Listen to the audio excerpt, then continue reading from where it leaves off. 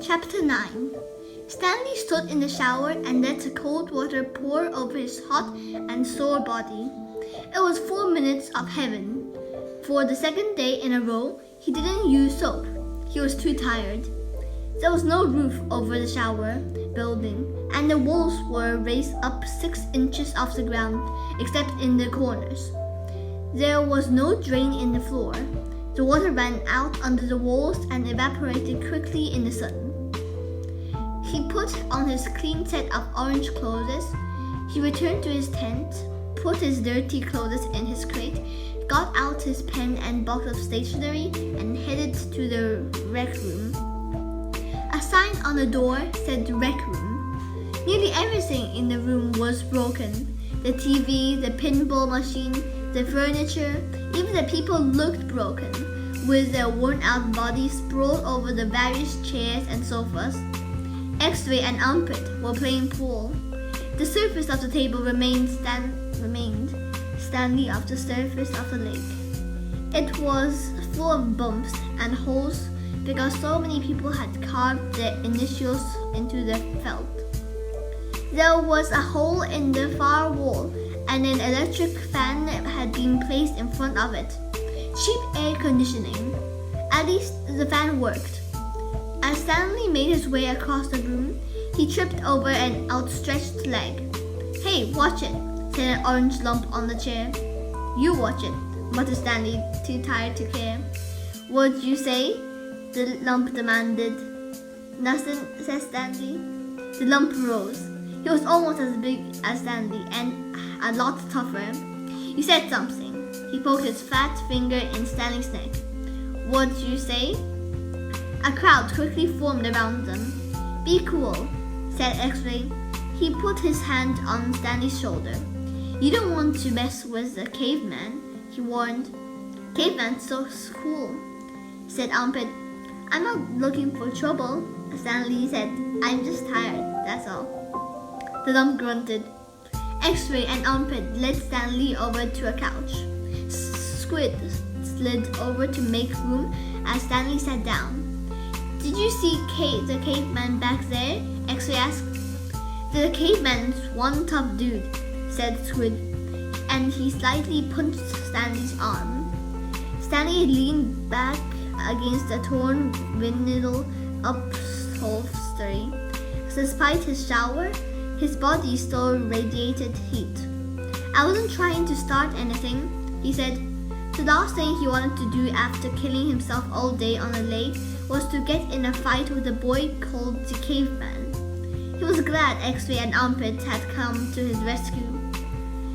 "Well, how do you like your first hole?" asked Squid.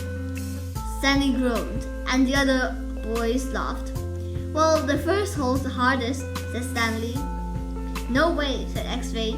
"The second hole is a lot harder. You're hurting before you even get started. If you think you're sore now, just wait and see how you feel tomorrow morning, right?" "That's right," said Squid. "Plus the fun's gone," said X-Ray. "The fun?" asked Stanley. "Don't lie to me," said X-Ray. "I bet you always wanted to dig a big hole, right? Am I right?" Stanley had never really thought about it before, but he knew better than to tell X-Ray he wasn't right. "Every kid in the world wants to dig a great big hole," said X-Ray. "To China, right?" "Right," said Stanley. "See what I mean?" said X-Ray. "That's what I'm saying. But now the fun's gone, and you still got to do it again and again and again." "Camp fun and games," said Stanley. "What's in the box?" asked Squid. Stanley had forgotten he had brought it. Paper? I was going to write a letter to my mother." "Your mother?" laughed Squid. "She'll worry if I don't." Squid scowled. Stanley looked around the room. This was the one place in camp where the boys could enjoy themselves. And what do? They wrecked it. The glass on the TV was smashed, as if someone had put his foot through it. Every table and chair seemed to be missing at least one leg. Everything leaned. He waited to write the letter until after Squid had gotten up and joined the game of pool. Dear Mom, today was my first day at camp, and I've already made some friends. We've been out on the lake all day, so I'm pretty tired. Once I pass the swimming test, I'll get to learn how to water ski. He stopped writing as he became aware that somebody was reading over his shoulder. He turned to Zero, standing behind the couch. I don't want her to worry about me, he explained. Zero said nothing. He just stared at the letters with a serious, almost angry look on his face. Stanley slipped it back into the stationery box. Did the shoes have red X's on the back? Zero asked him. It took Stanley a moment, but then he realized Zero was asking about Clyde Livingston's shoes. Yes, they did, he said. He wondered how Zero knew that. Brand X was a popular brand of sneakers. Maybe Clyde Livingston made a commercial for them. Zero stared at him for a moment with the same intensity with which he had been staring at the letter. Stanley poked his fingers through a hole in the vinyl couch and pulled out some of the stuffing. He wasn't aware of what he was doing. Come on, caveman, dinner, said Armpit. You coming, caveman?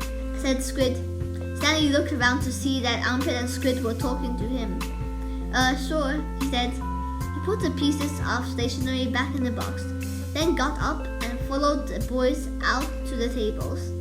The lump wasn't the caveman. He was. He shrugged his left shoulder. It was better than barf bag.